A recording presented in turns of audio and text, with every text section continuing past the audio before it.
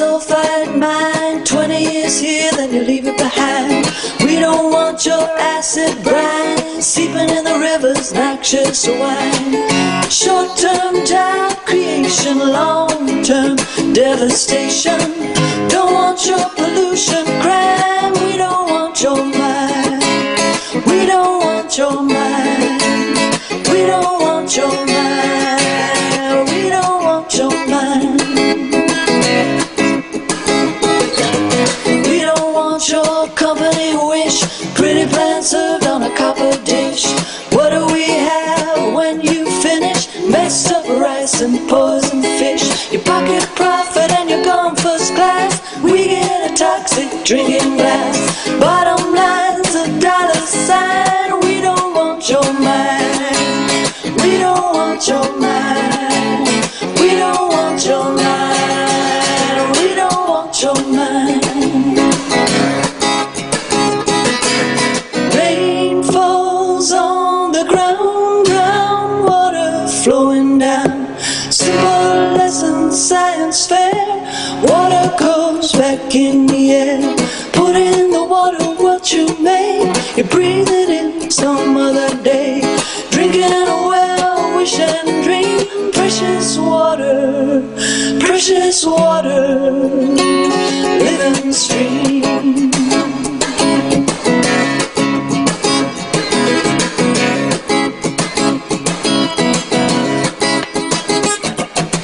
We don't want your careless plan creeping in this forest land.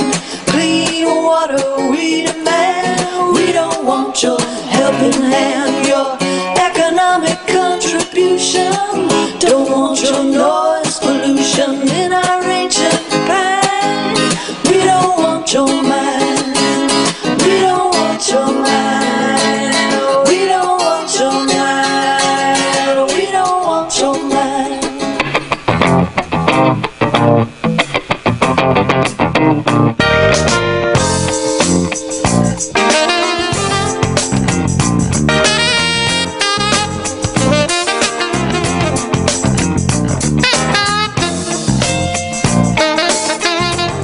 Welcome back to Truth to Tell. I'm Michelle Erlinder. And I'm Andy Driscoll, and today we bring you part 2 of our coverage of the simmering debate over the creation of yet another mineral mine in northern Minnesota. And there are many more than you hear about, like 32 or 33 of these sulfide mines. This time the proposal is like no other before it. It would open a massive pit to get down to a mother lode of copper and nickel, valuable minerals, but also metals called non-ferrous or sulfide-based, which, when liberated from the rock, combine with air and water to create sulfuric acid, a killer chemical certain to contaminate water tables in all manner of waters throughout northern Minnesota. A deadly drop in pH for aquatic and other life, including the sacred crop of Indian economy, wild rice. You just heard the truly fine Duluth-based folk singer Sarah Thompson singing her recent recording Precious Water, which makes no bones about the way so many people feel about the Polymet mine proposal for the whole of northern Minnesota. We thank Sarah for allowing us to play her powerful music today. Check out her website at sarahThompson.com. That's one word, and Sarah Thompson is spelled SARATHOMSEN.com. We'll post the link to Sarah's song on our website as well. And we again welcome viewers watching live online at www.livestream.com/TruthToTell min. And that should be easy to get, as well as regular listeners to KFAI and streaming audio at kfai.org. Now, we're also testing a new format this morning, bringing you KFAI's hourly newscast before our show instead of inside it. We hope you like our getting right into our discussion this way. Right now, you can join the conversation as well by calling 612-341-0980. Again, that's 612-341-0980. 401-0980, or tweet us at TTT Andy Driscoll, or post to Andy's or Truth to Tell's Facebook page. We'll try to get to your comments within the hour. Truth to Tell is one word. We welcome back most of last week's guests, as promised, but are still missing a representative. Well, maybe we're not. We may have a representative of the Fond du Lac tribe on the telephone.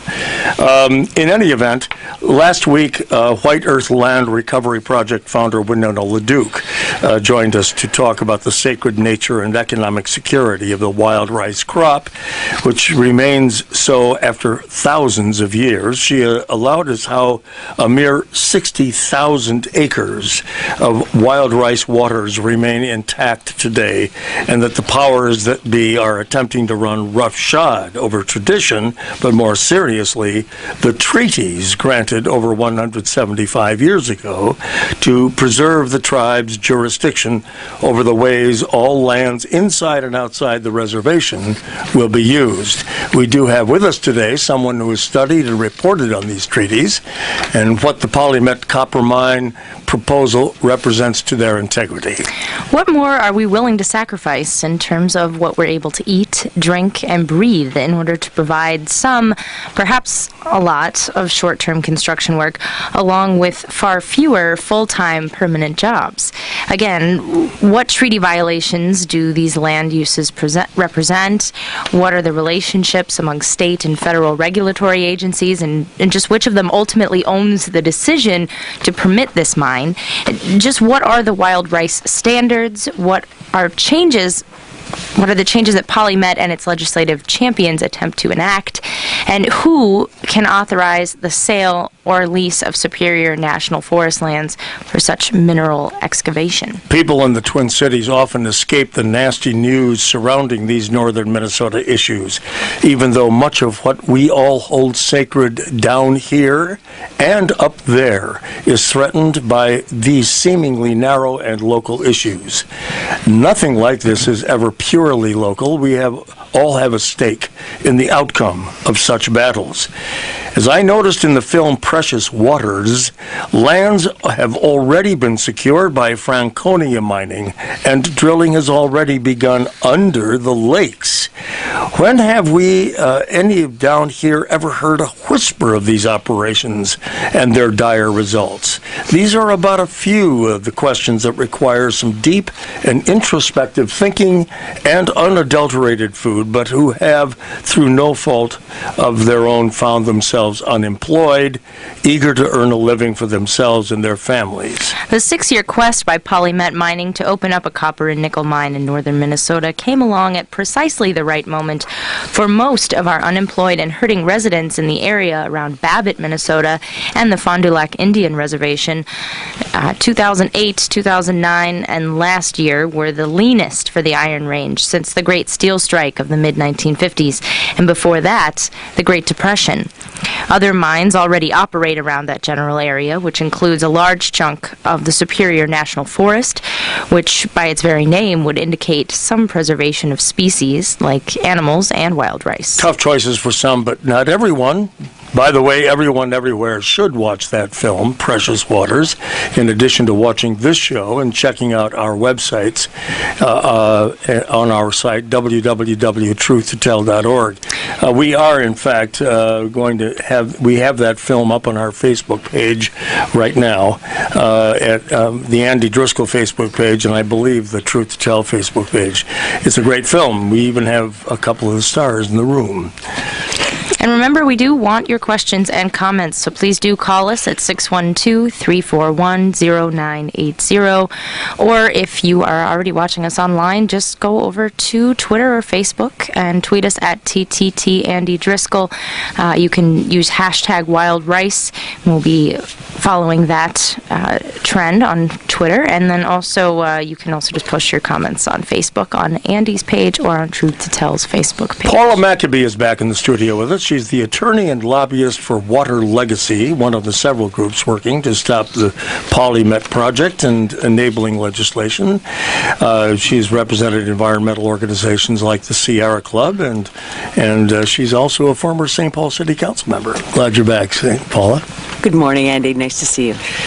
And back with us, not on the line, he's actually here today, is he's normally, last week, he joined us from Ely over the phone near the Boundary Waters. He's a retired state regulator of everything under the sun, the MPCA, the DNR, and EPA, and now a citizen fighting this project. Bruce Johnson. Welcome back, Bruce. Glad to have you here in studio. Thank you very much. Pleased to be here. Glad to have you here, Bruce. Also in the studio is a man whose treaty study we quoted last week, a renowned professor of constitutional law at William Mitchell College of Law in St. Paul, Peter Erlinder. Welcome back to Truth to Tell, Peter. Good morning. With us again is former DFL State Senator Jim Carlson, whose last session authored a key piece of legislation requiring financial assurances for non-ferrous mining company projects. Jim, welcome back. Thank you for inviting me, Michelle. Good to have you. And back again is retired. That's Bob Tammen. It's who drove us, and then Jim is here. Bob Tammen, the retired miner who drove down from his home up in Sudan, where he's been watching the water turn rust-colored from mining operations. Bob and his wife Pat are a couple of the stars in that film, Precious Waters, as well. Very good job on that film, by the way, there, Bob. Well, thanks for giving it a plug, Andy, and it's good to be here again. Thanks for coming back. And as I understand it, Nancy Schult is on the phone. Is that correct? Yeah, I'm calling in from my office on the Fond du Lac Reservation. Nancy, welcome. Thank you very much for joining us. We're sorry we missed you last week. Okay, so Nancy Schult is your job is coordinator of the environmental program at the Fond du Lac Reservation? No, I'm specifically working on water quality issues. Water quality issues. Yeah, I'm the water projects coordinator. There we go. We got the right one. Thanks very much for joining us. I was a little concerned that perhaps we weren't ever going to have somebody from Fond du Lac on, so there you are. We're delighted to have you. Listeners and viewers should know that one of Polymet's prime lobbyists, former Iron Range Steelworkers Union executive and former Commissioner of Jobs and Training under the late Governor Rudy Perpich, Joe Samardzija, wrote to me on my Facebook page after last week's show, calling all of you folks liars. He said your information was false and that Polymet is, and I quote, working to achieve 10 parts per million for the wild rice standard, end quote. Well, my question is, 10 parts per million of what? And he also demanded equal time, and when I offered him a slot in today's program, he said he could not make it and failed to offer another Polymet representative to sit in his stead. So, all right, which one of you wants to tackle this accusation that you were lying last week, Paula? But you do. And what does Samardzija mean by 10 ppm, 10 parts per million? What I'm assuming he means is that the regulation limiting sulfate in wild rice waters is 10 milligrams per liter, which is equivalent to 10 parts per million. And what Polymet has been telling everybody is that they are not opposing the wild rice rule. However, in the lawsuit that was filed by the Minnesota Chamber of Commerce in December 17th, 2010, Polymet is explicitly named in that lawsuit. And if you want to take a look at the lawsuit pages on paragraph 35, paragraphs 48 to 55, the history of the Pollution Control Agency's effort to hold Polymet to the correct sulfide standard to protect wild rice and other aquatic ecosystems is specifically enumerated. And what this lawsuit is trying to do is basically say the sulfate standard should not apply to any natural stands of wild rice. So if Polymet is erroneously included in this lawsuit by the Chamber of Commerce, I'd like to see the amended complaint taking them out of it. If not, they're on record in the court of law saying the wild rice standard shouldn't apply to natural wild rice. It should only apply to agricultural paddy rice. And there isn't any agricultural paddy rice anywhere near the Polymet mine. Talk about the difference between agricultural paddy rice and the wild rice that we're talking about. And maybe Nancy can add to something to that. I'm going to just talk about it in terms of the mining companies, I think Nancy probably has a better history of the whole understanding of wild rice. The mining companies, and that's not only Polymet, it's U.S. Steel and Cliffs Erie, are named in the lawsuit challenging the wild rice rule. And what they're trying to say is the wild rice rule should not be applied to mining interests and should not be applied to natural stands of wild rice. And the reason that's salient is that all of the proposed mining expansions and new mines up north are near natural stands of wild rice, not agricultural paddy rice. So what they're basically saying with this sort of clever lawsuit is don't apply the standard. It shouldn't be applied. And that's why the distinction is important in terms of protecting the tributaries of the St. Louis River, is because that is natural wild rice, and if the Pollution Control Agency is not allowed to apply the standard to natural wild rice, there's no standard. Nancy, you're talking about water quality. Of course, your tribe farms the natural wild rice of these lakes and streams. Tell us about that difference. I know that this prospective mine is going to be smack dab between the St. Louis Rivers, St. Louis River, and the other one was what?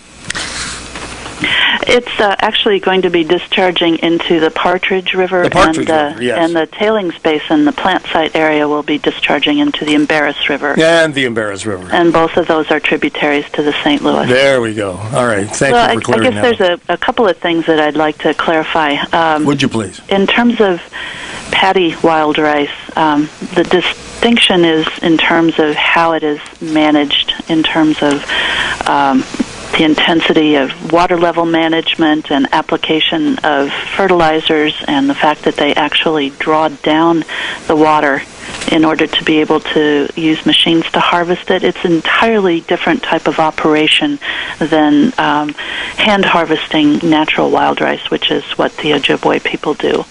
And so it also has repercussions in terms of the actual biochemistry that happens in the sediments of natural wild rice lakes versus the paddies where wild rice is actually grown under agricultural conditions.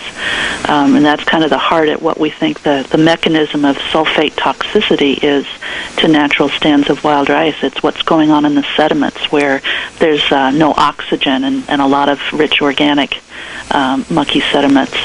So that's one distinction between natural wild rice and paddy wild rice. And in fact, the state standard is intended to cover both. And what is the state standard now? It is 10 milligrams per liter, so 10 it's parts per million. Okay. And that's for waters used for the production of wild rice. And it was the intent of the MPCA at the time that these rules were promulgated that it would apply to both. But I would also like to talk a little bit about a response to the lobbyist from Polymet. I would agree that the company has agreed that they are going to design their project to meet the wild rice standard as it exists today. The real question is, where is that standard to be applied? And right now, I'm not certain during the course of the environmental impact statement, the environmental review process, where the MPCA will require Polymet to meet that standard. What do you mean? Are you talking about location? Where geographically, okay. Yes, because there's already exceedances of that standard in both the Partridge and Embarrass rivers in areas where there is existing wild rice. And what I'm concerned about is that the MPCA is only going to apply that standard far downstream of where we know that there is existing wild rice. And just under the basic tenets of the Clean Water Act, we would probably find good reason to challenge that. Paula? Andy, I think what Nancy's getting at is that the question of protecting the resource, and not just wild rice, but fish and water cleanliness, yes, right, comes down to a number of things. Number one is, do we have the right standards in place? And number two, are they being adequately enforced? And what that requires is both the Pollution Control Agency being tough enough, and that means admitting that there's wild rice where there is wild rice, and it's also the company being forthcoming enough with information. One of the things that you mentioned, and I think it was in Sarah Thompson's song, she was talking about brines coming from these mines. Acidic brine. And there are two different issues. There is sulfuric acid, but what Bruce Johnson has been researching also is that in the process of mining, there can be actual salty water brines that are exposed and then can leak up and destroy wetlands. And we've been trying to find out what information Polymet has about brines, and I realized in making several calls that the companies, they do lots and lots of drill cores, and they find out what's going on the site. But what the public gets and the regulators get is only the data from 3 wells. Now, when you say drill core, you mean they drill down and get sort of samples of all the stratified stuff underneath. Is that right, Bruce? Yes, they drill down and get actually solid rock in round cores, and then they analyze the cores primarily for copper, nickel, cobalt, and zinc. Okay. When I was at AMAX, they had one drill core that What's AMAX? Oh, AMAX is a Minimax site in the 70s, late 70s, where they actually sank a mine shaft 14 feet in diameter and 3,000 feet long into the ground at 1,700 feet. Well, when they sank that, they ran into brackish waters. And the brackish water actually killed a couple acres of bog. It's been documented. And bog is very important to the ecosystem. Wetlands, I should say. I'm wetlands, using right. Wetland. That's all right. We city folk have to know just what's going on up there sometimes. You talk, because you live around it. But all right, go ahead. So anyway, what they found is that this brackish water had came up and they discharged it. Nobody knew where it came from, although they did have some boreholes that showed high levels of brackish water, and also in the area, well drillers for private wells have hit brackish water. And brackish water is contaminated. Salt water. It's basic. Ultimately, I found an article from DNR in the University of Minnesota where they actually went back in the 1990s and looked at where did this come from, because nobody knew where it came from. Yeah. Well, they found that there's what they call a troctolitic rock type. Wow. That actually that actually has this brackish water combined in the rock, and the troctolitic thing is throughout that whole area within 2,000 to 2,500 feet of the contact where they're going to take the It's hard to visualize this for mineralized audience, material. All right. And so it does exist. Nobody's tested for it. AMAX didn't test for it because what they were looking at in the core is the copper, nickel, cobalt, and zinc. That's all they care about because they're looking for profit. And what we're finding is that in that paper is they've identified from the same AMAX drill cores a iron chloride content in certain parts of it. Some of this stuff is in lenses. Some can be 140 feet thick. Well, this is something that nobody's looked at within this whole draft environmental impact statement. And the DNR knows about this because I know people in the DNR that knew about it because I was there and saw this. So you've seen all of these things actually take place in terms of the brackish water, in terms of the contamination of the soil already, and so. But this is from, my understanding that the brackish water that's occurring naturally, but that the process of mining will make that come out. Exactly. When you set a mine in and you got water, fresh water coming in, this brackish water dissolves in the fresh water. You got to get rid of the water someplace, so you pump it out. Okay, and then where does it go, Nancy? Well, it depends on what part of the process. If we're talking about what's being pumped out of the mine pits, they have proposed discharges that go into the Partridge River watershed. If you're talking about what's coming out of the processing plant, again, it's heading for the Embarrass. And, okay, all right, Paula. And just to make it clear, the Clean Water Act, there's case law on it. Even if it's something that naturally occurs in groundwater. If when you bring it up and you put it on surface water, it hurts the wetlands. The Clean Water Act prevents companies from doing that. So this is an activity that is specifically something that needs to be regulated, and the wetlands need to be protected from any contaminants in groundwater. When we come back, Bob Tammen, you can throw your 2 cents in here as a miner, and then I want to talk about the treaty rights that are underlying a lot of the Fond du Lac Reservation problems. Of course, Nancy, we have Peter Erlinder with us, so we have quite a bit of stuff to talk about vis-a-vis the treaties, and then later on, we definitely want to get to the financial assurances issues, and those are very important. And they became even more important to me after I watched that film, Precious Waters. So we have to take a quick break right now, but we'll come back. We have with us a whole passel of folks here. Bruce Johnson's with us again, as is former State Senator Jim Carlson, Professor Peter Erlinder of William Mitchell College of Law, Bob Tammen, a retired miner, Paula Maccabee, the attorney and lobbyist for... Not a lobbyist. She's not lobbying. I thank you very much. She's not a lobbyist, ladies and gentlemen. She's not a lobbyist. You will not find her on the registered rolls. And Nancy Schult from the Fond du Lac Indian Reservation, and we're really delighted to have her with us. So, back in just a couple of minutes. Yeah, we are back. I'm Michelle Ali-Marati. And I'm Andy Driscoll. We're talking about the Polymet mining proposal up in the Fond du Lac Reservation. We have a comment from Nora, I believe. We have a comment from Nora on Facebook. It was announced that copper roller jobs are being moved out, which will lose up to 200 jobs. Minnesota needs to legalize hemp so sustainable agriculture will offset poisonous mining. Wow, that's an interesting... That's a whole other debate. That's another whole discussion, isn't it? What about hemp, Bob Tammen? Well, you know, my wife and I have been involved in politics at the precinct level for many years. And I remember about 20 years ago when we were going through our resolutions at the Democratic Convention, one of the first resolutions was under agriculture, and it was to legalize pot.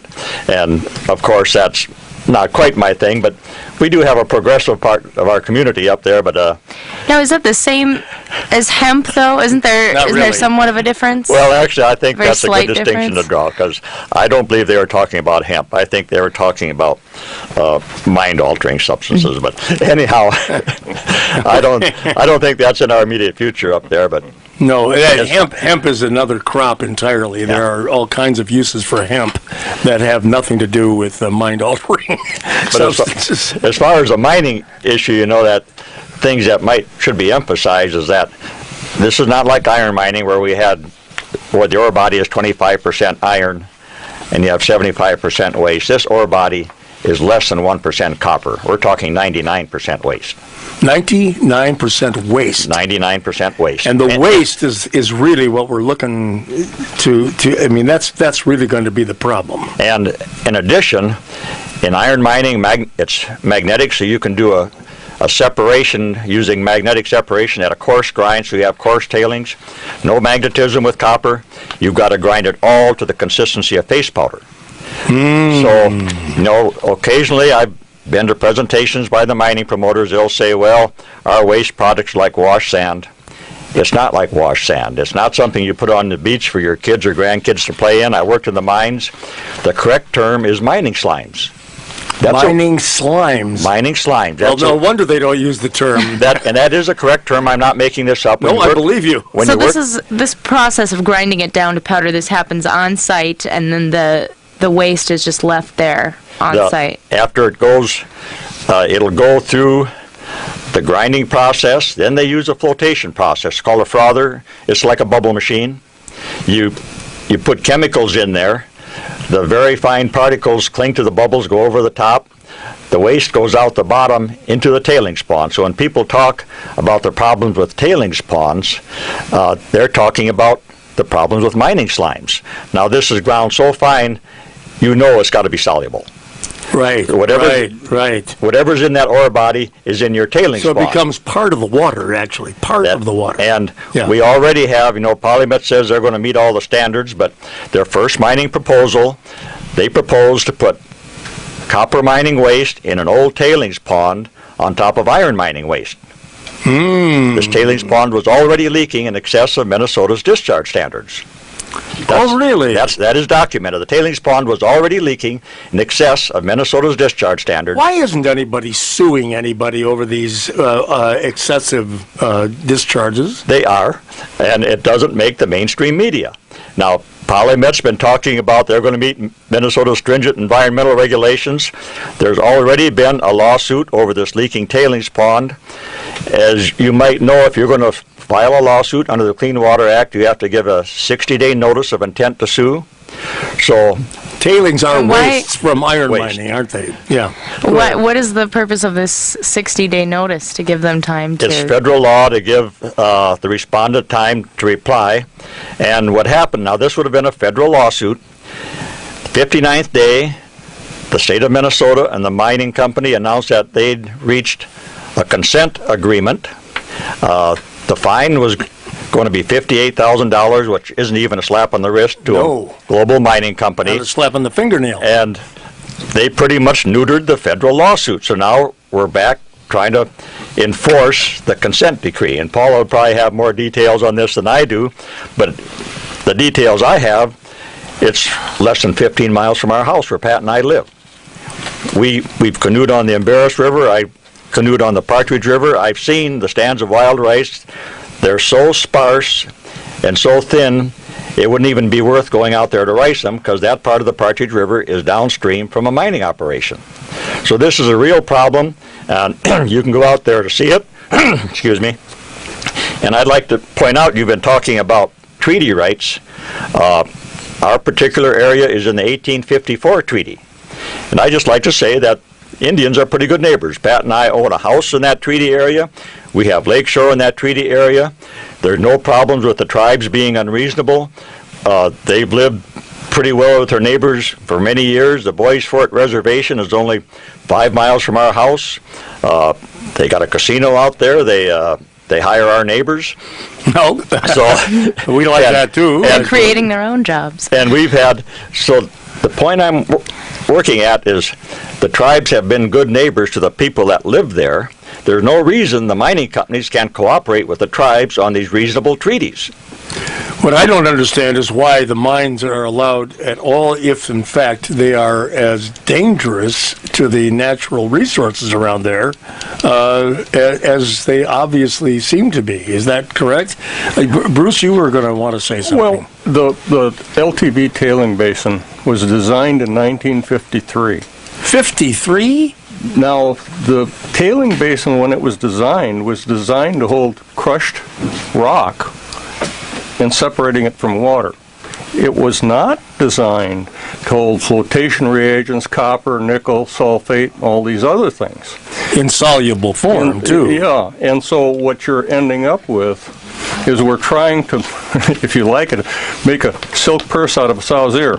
Right. And the point being is that even DNR at the LTV Dunka pit, LTV ran into what they call high sulfur rock that was too high a sulfur. They didn't want to put it in the waste rock piles at the Dunka pit. So they took it over to the LTV tailing basin and dumped it in there. Well, lo and behold, DNR has came out with a sulfate report, you can look it up, where they've identified that sulfate is coming out of that tailing basin now, and it's most probably from the high sulfur material that they dumped in there. And of course, so how is the sulfur not going to come out of the pit? How is some of this stuff not going to come out? What is the difference between a sulfate and a sulfide? I mean, we hear both those terms sort of knocked around. It's a sulfate is what we're looking at right now. All right. And it's a different oxygen structure on the... But we're mining sulfides, and it turns into sulfates. Well, we're mining a copper sulfate, and then it turns in... All right, well, we won't get into chemistry lessons today. That is really getting deep. So, Nancy Schult, tell us how the Indian Reservation, how is your, and you've got a huge environmental protection agency of your own there, don't you? I wouldn't call it huge. Well, it looks like it from your webpage. It's designed to deal with water issues, wetlands, air quality, solid waste management, brownfields, etc. But okay, good. All right. we do a lot with a few people. I just would like to point out, first of all, this mine is not on the reservation, but it is upstream of our reservation. The connection is the St. Louis River, and where the Fond du Lac Reservation fits in is that we are actually a downstream water quality regulatory authority. We have treatment as a state for our water quality standards. We have EPA approved, federally approved water quality standards for waters of the reservation, including 22 miles of the St. Louis River. And we've done significant monitoring and assessment of our waters, and we know that we can detect a signal of increased sulfate loading that happens even many, many miles upstream of us. And so that's with existing operations from the existing taconite mines up there. All of those mines are proposing expansions, and now we have the new player on the block, the Polymet mine, discharging high sulfate water into tributaries of the St. Louis River and coming downstream. Where do the treaties come into this? It sounds like you guys are supposed to, from my reading of Peter Erlinder's papers, and we'll ask Peter to jump in here with this discussion about the treaties. But in reading, yes, please, yes. In reading on this stuff, Nancy and Peter, it seems to me that you guys are supposed to have tremendous amount of control over the uses of all that land. Yeah, I was confused about that too, because it sounded like you should have the sole authority or the final authority on these issues. Nancy, you first. Well, that's not necessarily the case. The Treaty of 1854, the Treaty of La Pointe, is a treaty that has several signatories, not just the Fond du Lac Band, also the Bois Forte Band and the Grand Portage Band. Right. And so all three of the tribes, all three of the Ojibwe bands have usufructuary rights in the 1854 ceded territories. That means the right to hunt, fish, and gather in perpetuity, guaranteed by the treaty. Forever, that is. In perpetuity is in perpetuity, forever. Correct. But the Water Quality Standards Authority that I referred to before applies only to the waters of the reservation. The actual jurisdiction outside the reservation boundaries is less clear, and while the Fond du Lac and the other tribes signatory to the treaty are interested in working very closely with our federal partners because of the trust responsibility that the federal government has with Indian tribes. We know that we do not have the kind of authorities that people might assume just because we do have this authority for the waters of the reservation. The law and your guest that you have on that can speak to actual treaty law and what has been challenged and what has been upheld all the way up to the Supreme Court is not as clear as still not I think. Clear. No. Even after a Supreme Court ruling. So, Peter? Well, Nancy's right that it's not clear, but it doesn't mean that it doesn't exist. The paper that I've written hasn't been published yet, and so it would be natural that Nancy not know about this. But what I've done is I've taken the Mille Lacs case that was decided in 1999 and looked at the analytical methodology that the Supreme Court used with respect to the 1937 treaty that case was based upon. And, of course, it also examined the 1854 treaty that Nancy just referred to. Because that 1854 treaty was the first case, the Lukutu case, that upheld the idea of usufructuary rights. And what those are rights to continue to use the land despite having given up title to the land. Mm-hmm. Those rights in that treaty are not limited to the reservation. Those rights are for all of the treaty territory. And it's those rights that the state of Minnesota has been leasing from the Ojibwe in the entire 1854 treaty since 1988.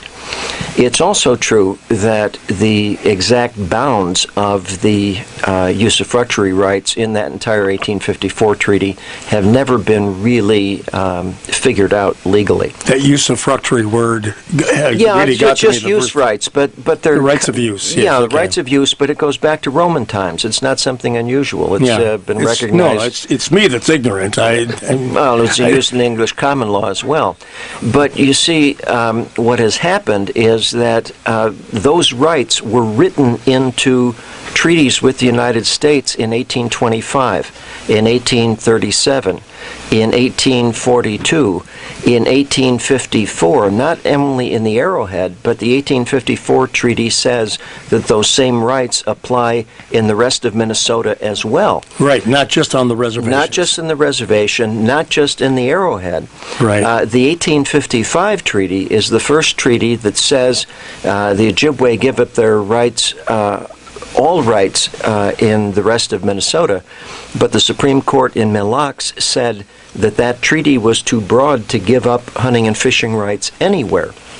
And hunting and fishing rights have never been specifically given up in any other treaty after 1855. And this would include gathering wild rice, right? And include gathering wild rice, and those rights have never been specifically given up in 1855, in 1863, in 1866, and they haven't been given up in 1999. And if the hunting and fishing rights still exist in the 1854 treaty, still exist in the 1837 treaty, according to the Supreme Court in Mille Lacs, they exist in the rest of Minnesota too, which is what the article shows. But more importantly, the federal courts in Minnesota or in Wisconsin have interpreted the 1842 treaty, which holds the same thing, to suggest that the EPA and the federal government has its own obligation to make certain that the rights to hunt, fish, and gather include the right to make a modest living by using the federal powers to make sure that hunting and gathering is possible off the reservation. So I think there may be an extra level of protection of resources that could develop in the next few years. And I'll get to Paula here just a second. I just want to clarify something with you, Nancy. So am I to understand that the areas where you're harvesting the wild rice and the area of the proposed mine are outside of the official boundaries of the Fond du Lac Reservation? Yeah, that's true, and that was the point that I was trying to make earlier. There's, in my mind, the validity of the treaty rights guaranteeing access to those resources is not what is in question. What I was trying to make clear was that our regulatory authority for water quality only applies to waters of the reservation, and I'm even if what's proposed is going to flow into waters in the reservation. And that's where the importance of our consultation with the state and with EPA as the ultimate water quality regulatory authority under the Clean Water Act is important to assure that the waters, when they meet the boundary of the reservation, meet our water quality standards. Paula. We cannot affect... We're not writing the permit for something that's happening off the reservation, but we're doing all that we can to assure that any permits that might be written would guarantee compliance with our water quality standards. And Paula, your response on the treaty? I just want to explain a little bit the different levels of law. Because if there was an interest at the part of the federal level or the state level in protecting not just the wild rice, but the rights to fish, to hunt, whether it's moose or whether it's wildlife, there are a number of different places where respect for the right of the Indian tribes to hunt and fish could be achieved. And first is what Professor Erlinder was talking about, is that the federal government has an obligation to protect the ongoing rights of Indian peoples to hunt and fish off reservation, because there is a huge area of Minnesota where they gave the title to the land to the U.S. government with the understanding that their ability to sustain themselves to eat for food, not just for fun, was going to be maintained. And yes, we have to remember that fishing and hunting and gathering for Indian tribes is a survival issue. It's not considered a recreation or a sport as we do. And I think we have to be honest that for a lot of people who are not Indian tribal people, for lower income people, for people who live in northeastern Minnesota, they eat fish or they gather wild rice or they hunt waterfowl, sure, not for fun but for food. And so when we're talking about destroying wild rice, which is supporting the waterfowl, or we're talking about allowing contamination of fish as a result of mercury discharge and sulfate discharge and destruction of wetlands, all of which increase mercury in fish, we are talking about subsistence, people who eat natural foods for subsistence, both native and non-native peoples. Okay. And we're putting human health at risk as well as economic survival. I think the other piece that Nancy was talking about, so there are two levels. There's one level of obligation of all parts of the federal government to adhere to the treaties that our federal government on our behalf signed. And that's the first obligation. And the second is what Nancy was talking about, is Clean Water Act jurisdiction. The first permit for the Polymet mine is the Corps of Engineers. And the Corps of Engineers gives permits when people are going to destroy wetlands, because the Corps of Engineers is concerned about navigation and filling up wetlands. The initial jurisdiction is based on, if people fill in too many wetlands, will they mess up the ability to navigate waters of the United States. But in that process, since the Clean Water Act was written, the U.S. EPA has the right to say, well, if you're filling up wetlands and you're destroying wetlands and you're digging them up, are you also polluting the waters? And so how can the Corps of Engineers grant a permit to do something that is essentially against the law already? What the Corps of Engineers has an obligation to do is protect treaty rights. Basically, that's called a trust responsibility or a fiduciary responsibility. And then if the wetlands that are being affected, in this case, are what is called in law aquatic resources of national importance, which we believe these headwaters going into the St. Louis River are, then the U.S. EPA is supposed to look at them and say, is this project going to harm surface water? Is it going to contaminate surface water? And if so, the EPA can say no. It has said that, hasn't so it? Far it has, and that's why the environmental review is back to the drawing board.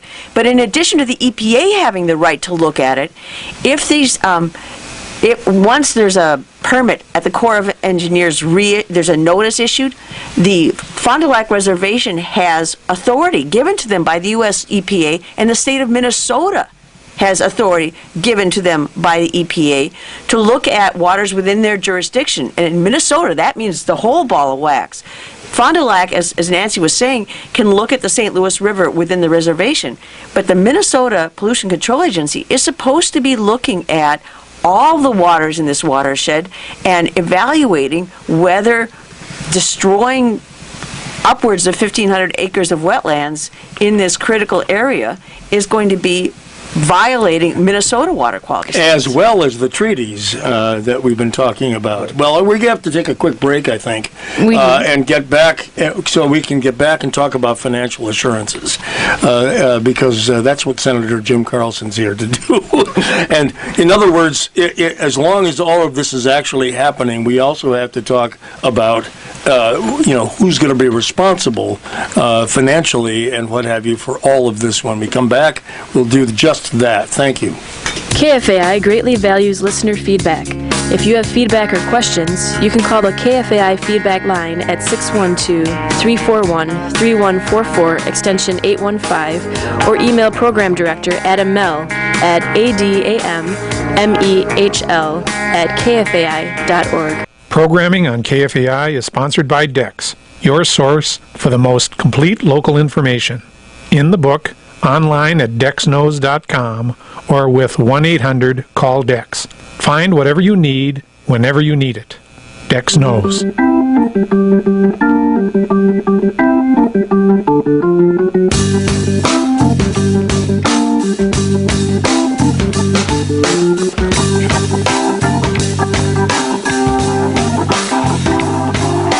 We're back on Truth to Tell. I'm Michelle Ali-Murati. And I'm Andy Driscoll, and we're talking about the Polymet mining case up north, which seems to go on and on and on. It's been going on for 6 years.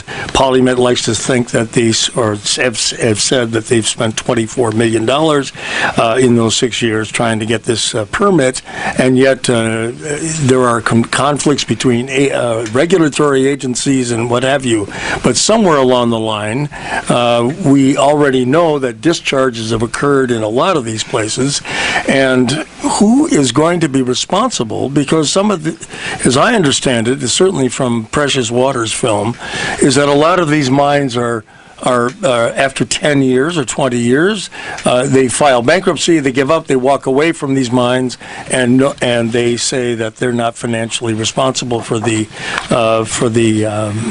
problems that occur in the environment as a result of their mining. So, Senator Jim Carlson, good morning. Good morning. Thanks for hanging on here all this time. But now, you had a bill last year, it failed. Jim? No, it did not fail. We pulled it. We pulled the bill. Pulled it out, Yes. I see, because you couldn't get the votes, though, right?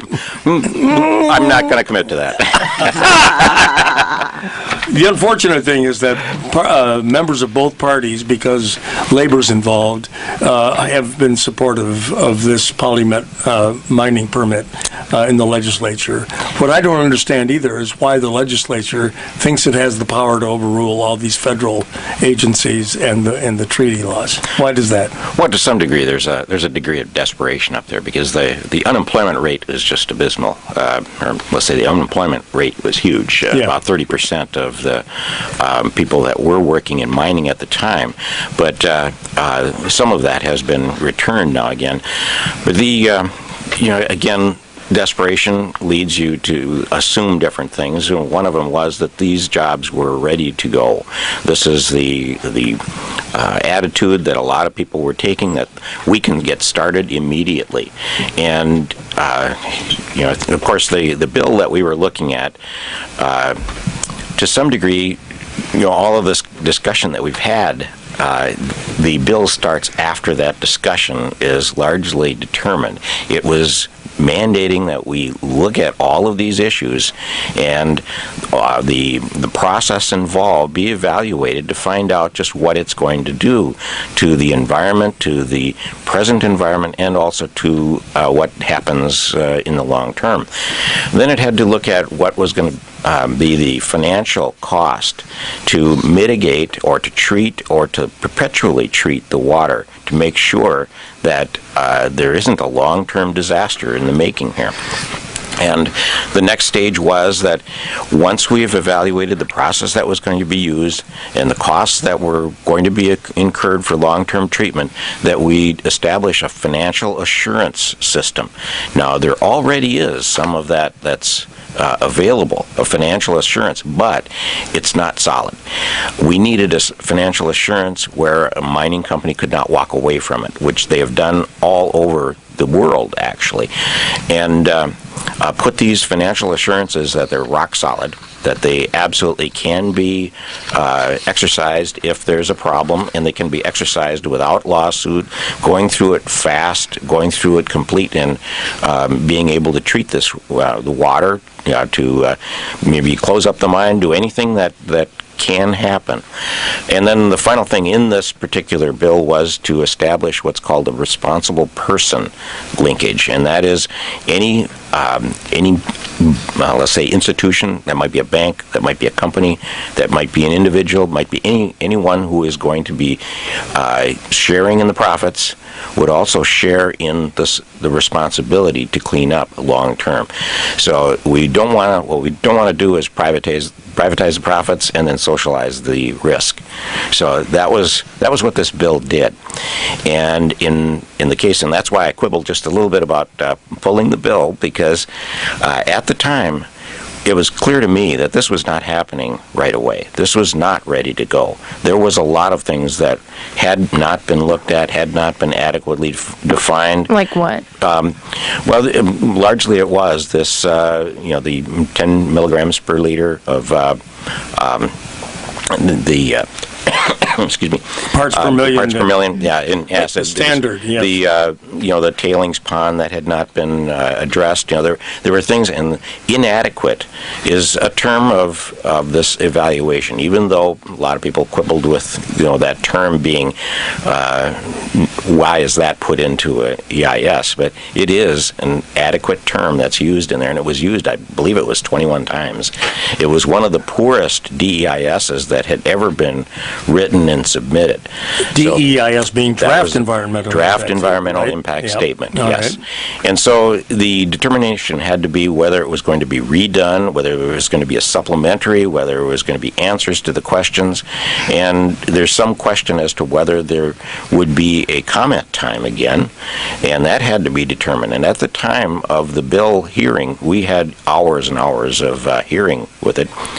It was clear to me that all you needed to do was run the clock ahead a couple of years, and we would be sitting and discussing the same thing. Yeah. So there was no point in taking that bill to the committee to get a vote on it and actually force some people to make some pretty bad votes. Some of the people from the range, they really didn't understand what was going on. So your bill would have at least forced any mining organization that actually was permitted to mine after they have closed down. They would remain responsible for that, as well as any other investors. Yes, that was one of the elements. That's if there isn't adequate financial assurance up front that the costs could be recovered from anyone who had any a little like a decision. super fund. Correct, for the mines, yes. Right? But what it was going to do was protect the taxpayers of Minnesota, because what we didn't want it to do was to fall on the taxpayers. Okay, Paula. Well, I think what Senator Carlson was saying is really important, because it's easy for us who don't live right next door to a mine to say this is somebody else's problem. But the history of this kind of mining is that foreign investors set up shell corporations that have no other assets other than the mine. And then after the mine has reduced the ore body and gotten its most of its profit, they will shut down and go bankrupt, whether or not there's still water quality treatment that has to take place. And do they always file bankruptcy when they shut down? Well, this is what the U.S. EPA has said, that the mining industry has a pattern of going into bankruptcy so that pollution cleanup is someone else's responsibility. Oh my gosh, it is really a pattern. Oh my gosh. Yes. Do you have a percentage on Well, what the EPA said, and this is published in the Federal Register in 2009, because the EPA is writing rules to try and protect taxpayers, though they haven't been published yet, is that the hard rock mining industry is responsible for polluting 3,400 miles of streams and 440,000 acres of land in the United States. And between 1998 and 2007, just in Superfund liability, taxpayers had to spend $2.6 billion. We've run out of time. Nancy Schult, thank you for calling in. I want to just ask you one more question quickly, though. And, all right. And that is, have you been involved in trying to recover some of the costs incurred by the tribe of some of much of this wastewater damage? Not yet. Okay. Here come the lawsuits. Okay. Nancy Schult of the Fond du Lac Indian Reservation, I want to thank you very, very much, and thank you all. Bruce Johnson, Senator Carlson, Peter Erlinder, who had to leave, Bob Tammen, and Paula Maccabee. Thank you very much. And next week we'll be talking about sexual offenders, and should we commit them after they've already served their time? Well, big argument there. So we'll talk about that a little bit next week. Truth to Tell is a co-production of Civic Minnesota and KFAI. Links to audio and video archives of this and all our past shows are on TTT's own website, TruthToTell.org, as well as KFAI.org. Thanks, everybody, for being with us. We'll see you next week on livestream.com, and we'll listen. I hope you'll listen to us at KFAI.org. Until then, I'm Andy Driscoll. And I'm Michelle Ollie-Morati. And please do take care of each other.